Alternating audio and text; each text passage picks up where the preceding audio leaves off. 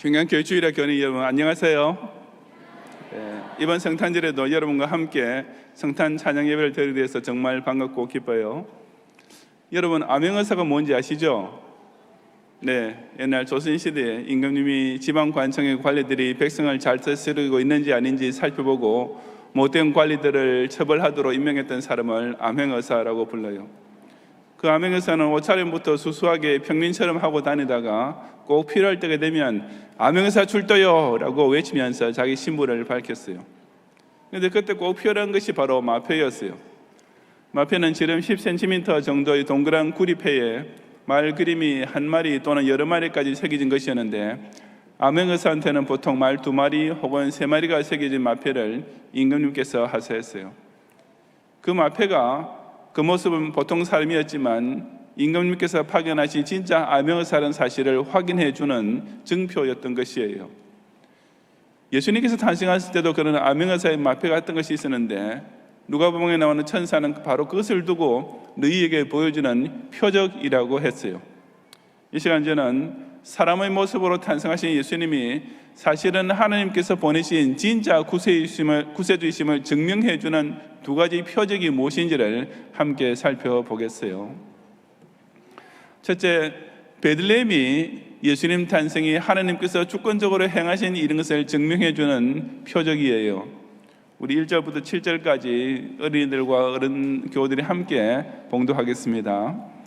그때 가이사 아구스도가 영을 내려 선으로 다 호적하라 하였으니 이 호적은 구레노가 수리아 총독이 되었을 때 처음 한 것이라. 모든 사람이 호적하러 각각 고향으로 돌아가며 요셉도 다윗의 집 족속이므로 갈릴리 나사렛 동네에서 유대를 향하여 베들레헴이라는 다윗의 동네로 그 약혼한 마리아와 함께 호적하러 올라가니 마리아가 이미 잉태하였더라. 거기 있을 때 그때 해산할 날이 차서 처자들을 낳아 강보로 쌓여 구유에 누웠으니 이는 여관에 있을 곳이 없음이라. 아멘. 예수님께서 탄생하실 즈음 로마 제국의 왕이었던 가이사 아구스도는 자기가 다스리는 각 식민지에 특별한 칙령을 내렸어요. 그것은 모든 사람이 다 자기 고향으로 돌아가서 호적 등록을 해야 한다는 것이었는데, 그 때문에 요셉과 마리아도 자기네 원래 고향인 베들레헴으로 가야만 했어요. 베들레헴은 아주 작은 촌동네였지만 구약 미가 5장 2절에서 장차 메시아가 탄생하실 장소로 예언된 곳이었어요. 그래서 하나님께서 정말 오묘하게 섭리하신 일이었어요. 왜냐하면 요셉과 마리아는 당시 유대 베들레헴에서 꽤 멀리 떨어진 갈릴리 나사렛이라는 동네에 살고 있었기 때문이었어요. 더구나 마리아는 만삭이었기 때문에 웬만한 이유 때문이라면 출산 직전에는 산모가 그런 먼 여행길을 오를 리가 만무하지 않았겠어요. 그러니 만약 그 칙령이 없었더라면 예수님은 나사렛에서 태어나실 뻔했던 것이에요.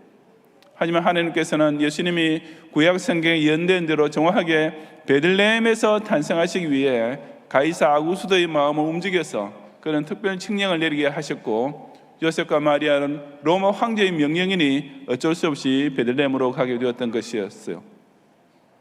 그렇다면 누가 전 세계와 인류 역사를 다스리는 진짜 통치자인지는 분명하지 않아요. 비록 가이사 아구스도가 당시 온 천하를 휘어잡고 어린아이까지 그 이름 들으면 벌벌 떨게 하고 말 한마디로 제국산의 모든 사람 하나하나의 머리에 세금을 매길 수 있는 권력을 휘두르긴 했지만, 정말 뛰는 놈 위에 나는 분이 계셨어요. 바로 온 우주와 전 인류에 대한 절대 주권자이신 성부 하나님이셨어요. 예수님의 탄생은 순전히 이 여호와 하나님의 완벽한 계획에 따라 1.1핵 착오 없이 진행되었고, 당시 최고 권력자였던 가이사 아구스도도 그 구속사 시행을 위해 하나님께서 마음대로 쓰신 하나의 도구였을 뿐이었던 것이에요. 미국 대통령이 명령 한마디만 내리면 막강한 미국 육군, 해군, 공군과 해병대가 세계 어느 나라든 까지든지 즉시 동원되어요. 하지만 그런 세상의 왕과 대통령들도 예수 그리스도를 통해 진행되는 하나님의 구속사 안에서는 그저 조연이나 엑스트라에 불과해요. 예수님께서 나사렛이 아니라 베들레헴에서 태어나신 것이 곧 예수님 탄생이 하나님께서 주권적으로 행하신 이란 사실을 증명해주는 표적인 것을 확실히 깨닫는 어린이 여러분이 되시기를 바랍니다. 둘째로 구유에 누워있는 아기가 예수님 탄생이 곧 구세주의 화요 강세인 것을 증명해주는 또 하나의 표적이에요. 8절 이하 14절까지 함께 봉독하겠습니다. 그 지역에 목자들이 밤에 밖에서 자기 양떼를 지키더니 주의 사자가 곁에 서고 주의 영광이 그들을 두루 비춤에 크게 무서워하는지라.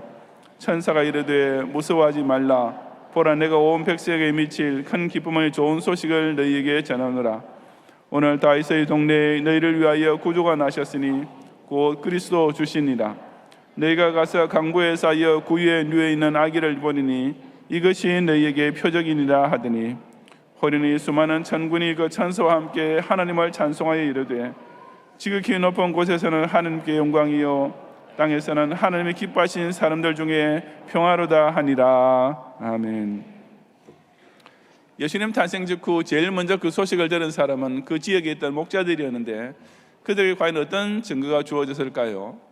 물론 하늘의 밝은 빛의 영광, 천군 천사의 찬송 등 신비한 장면이 동원되었어요.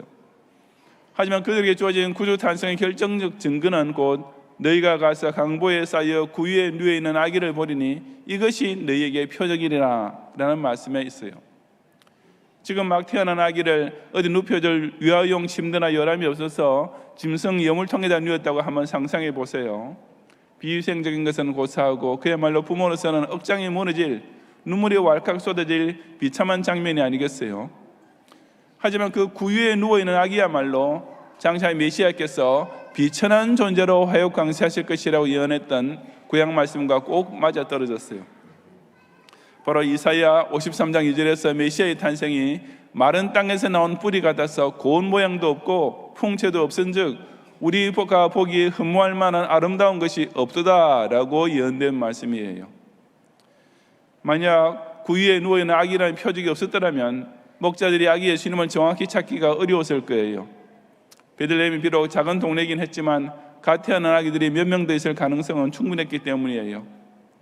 하지만 강보에 쌓인 아기는 많았겠지만 세상에 짐승 여물통에 누워있는 아기가 달리 어디 있었겠어요?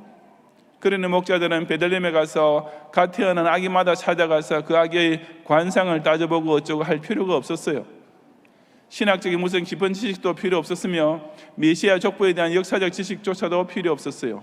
아주 단순하게 구유에 누워있는 아기가 바로 너희에게 표적이 되리라고 가르치신 그 사실이 일자무식한 목자들조차 그저 척 보면 알 수 있는 구세주 탄생의 명백한 증거가 되고도 남았던 것이에요.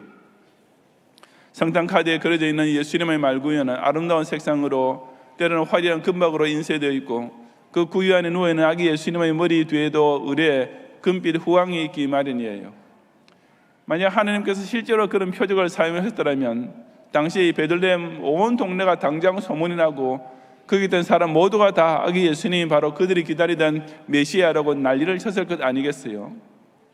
하지만 하나님께서는 그렇게 아무나 다 알아볼 수 있도록 그리스도의 탄생을 요란하게 계시하지 않으시고 오직 하나님께서 구원하시기로 작정해 놓으신 택자만 보고 깨달을 수 있도록 아주 특별한 표적을 사용하셨어요. 구유에 누워있는 아기가 곧 예수님이야말로 구약에서 예언된 그대로 성자 하나님께서 비천한 사람의 몸을 입고 이 세상에까지 찾아오신 구세주심을 증명해주는 참으로 놀랍고 확실한 표적인 것을 꼭 깨닫고 굳게 믿는 어린이 여러분이 되시기 바랍니다. 경양교 주일학교 어린이들과 성도 여러분, 오늘날 이 현대사회에서의 성탄절은 점점 더 시끌벅적하고 요란해지고만 했어요. 예수님 탄생을 진심으로 감사하고 축하하기 위해서가 아니라 그저 즐기고 노는 데에만 마음이 들뜨고 정신이 팔리기 때문이에요. 하지만 진정한 기독 신자님처럼 하나님께서 우리에게만 보여주시는 이 신기한 표적이 무슨 의미인지를 깨달을 줄 알아야 해요. 마패만 보여주면 그 사람이 암행어사라는 사실을 누구나 다 금방 알 수 있었던 것처럼 하나님께서 우리에게 예수님이 누구이신지를 분명히 알 수 있는 표적을 두 가지나 보여주셨어요. 예수님의 탄생은 강력한 통치자들이 진행되는 거대한 역사 세계사 속에서 지극히 미미하게 보이지만 베들레헴이란 지명만 보아도 이것이 하나님의 주권적인 구속 역사라는 사실을 명백히 알 수 있어요. 그저 초라하게만 보이는 탄생이었지만 구유에 누워있는 아기라는 이 한 구절만 깊이 숙고해 보아도 이 성탄이야말로 하나님께서 약속하신 구세주의 화역 강세인 것을 확실히 믿을 수 있어요. 로마 제국 안에서 지극히 작은 고을 베들레헴, 목자처럼 비천한 사람도 찾고 증언할 수 있었던 구유에 누워있는 아기, 바로 이 두 가지 표적을 통해 예수님이야말로 하나님께서 보내신 참 구세주이신 것을 똑똑히 깨닫고 그대로 믿고 온 세상에 전파하는 경영교회 주일학 교인들과 성도들이 되시기를 축원합니다. 아멘.